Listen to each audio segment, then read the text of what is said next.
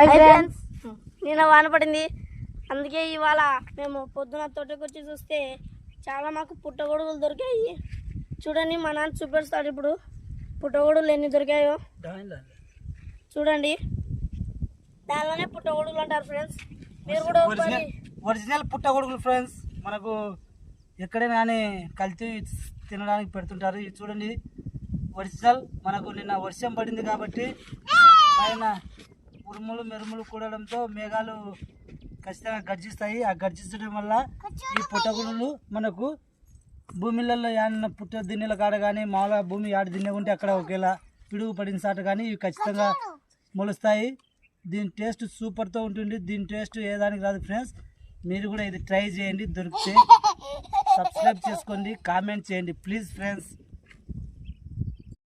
Hi friends, ఇక్కడ చూడండి, నిన్ననే వాన పడింది. అందుకే ఈరోజు పొద్దున మేము తోటకు వచ్చిండే పుట్టగొడుగులు దండి దొరికినాయి ఫ్రెండ్స్. మా నాన్న లోపలికి వెళ్ళి అంతా తీస్తున్నాడు. ఇవన్నీ చూడండి ఎలా ఉన్నాయో. కొన్ని వేరే రాకుండా ఫ్రెండ్స్, అవి చాలా టేస్ట్ ఉంటాయి ఫ్రెండ్స్. ఇవి మాకు ఈ చెట్టు దగ్గర చూస్తే చాలా లోపలికి ఉన్నాయి కాబట్టి మా నాన్న తీస్తున్నాడు. కంపలో సందుంటే ఇలా తీస్తున్నాడు ఫ్రెండ్స్. చూడండి చూడండి ఎన్నోటి దొరికాయో మాకి.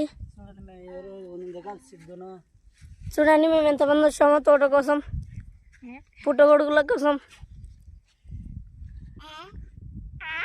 చూడండి,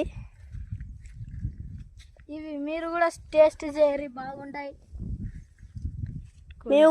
మీరు కూడా ఒకసారి వాన పడినప్పుడు టేస్ట్ చేయండి